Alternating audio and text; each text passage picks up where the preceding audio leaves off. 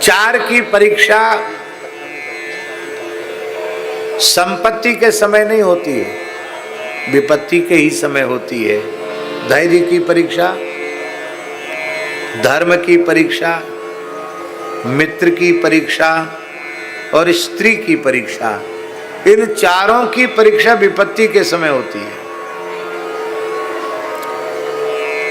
जब सारी परिस्थितियां हमारे मन के अनुकूल हैं, उस समय इनकी परीक्षा नहीं होती है। विपत्ति के समय ही परीक्षा होती है।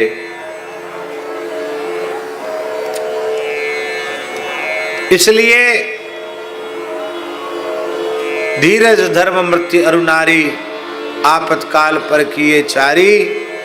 और नारी का धर्म है उसका पति वृद्ध हो, रोगी हो, जड़ हो, धनहीन हो, अंधा हो, बहरा हो, क्रोधी हो, अत्यंत दीन हो, तो भी नारी को उस पति का अपमान नहीं करना चाहिए। हाँ, शास्त्रों में एक बात जरूर है, वो बात समझनी चाहिए कि पति को यदि कोई महापातक लग गया है, गौ हत्या, ब्रह्म हत्या जैसा कोई पाप लग गया है, तो जब तक, ये शास्त्रों में लिखी है बात, पुराणों में लिखी है, स्मृतियों में लिखी है कि जब तक वह पति ब्रह्म हत्या, गो हत्या जैसे पाप का प्रायश्चित नहीं कर लेता है, तब तक प्रत्यक्ष रूप से स्त्री को अपने पति का स्पर्श नहीं करना चाहिए, उसकी सेवा नहीं करना चाहिए। ये निर्देश है। इसके अतिरिक्त यही बात गोपियों ने अपात की, रास पंचाध्यायी के प्रकरण में भगवान ने अपातकी कह करके इस सिद्धांत का विवेचन किया है।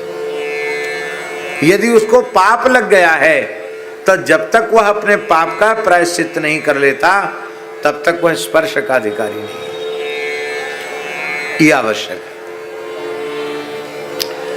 ऐसे पति का भी अपमान करने वाली स्त्रियां यमलोक गामिनी होती हैं और उन्हें अनेक दुख भोगना पड़ता है।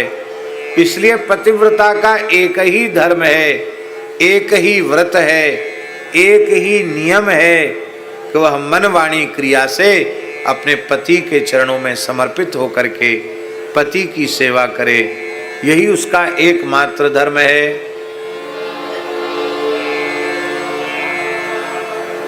हे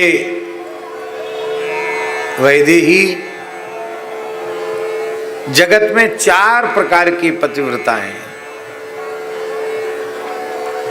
वेद, पुराण और संत इन चार कोटियों का वर्णन करते हैं।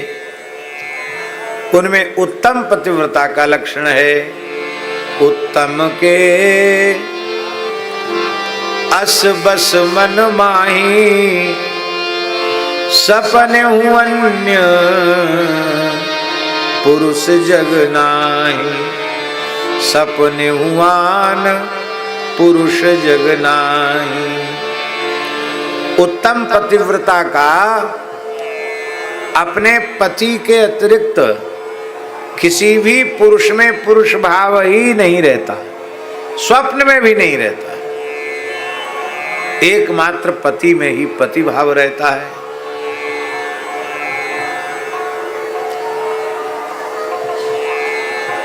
नल दमयंती के प्रकरण में महाभारत में एक बात लिखी है। जब नल ने दमयंती का त्याग कर दिया और एक जंगली व्याध ने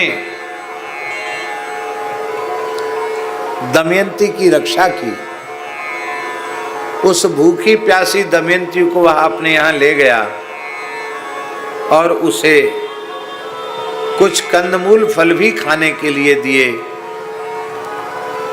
लेकिन वह अपूर्व सुंदरी दमयंती को देख करके जब उसका मन दूषित हुआ, विकृत हुआ और उसने दमयंती पर कुदृष्टि की। अब यहाँ एक बात बड़े ध्यान देने की है कि दमयंती का उस व्याध के प्रति पुरुष भाव नहीं, उसका पुरुष भाव केवल नल के प्रति है, व्याध के प्रति पुरुष भाव नहीं है। लेकिन व्याध का दमयंती के प्रति स्त्री भाव उत्पन्न हो गया। वो तो सामान्य व्याध ही था, और जब उसने कुदृष्टि की और उसके दुष्ट अभिप्राय को दमयंती ने समझा, तो वहां लिखा है दमयंती कुछ बोली नहीं, केवल दमयंती ने अपनी क्रोधपूर्ण दृष्टि से देखा। और हमारे पूज्य गुरुदेव भक्तमाली जी कहते थे कि वस्तुतः दमयंती का क्रोध अपने ऊपर था। दमयंती का क्रोध अपने ऊपर था कि मेरे पातिव्रत धर्म की निष्ठा में जरूर कहीं न कहीं कोई न्यूनता आई है, उस न्यूनता के कारण इसके मन में दुर्भाव उत्पन्न हुआ है। इसलिए तनिक वह रुष्ट हुई, और जैसे ही रोषपूर्वक उस व्याध की ओर देखा तो जले हुए वृक्ष की भांति वो गिर गया, वहां मर गया, उसकी मृत्यु हो गई। कहने का आशय यह है, पतिव्रता में इतनी सामर्थ्य होती है, वो अपने पति के अतिरिक्त किसी भी पुरुष मात्र में पुरुष भाव रखती ही नहीं है।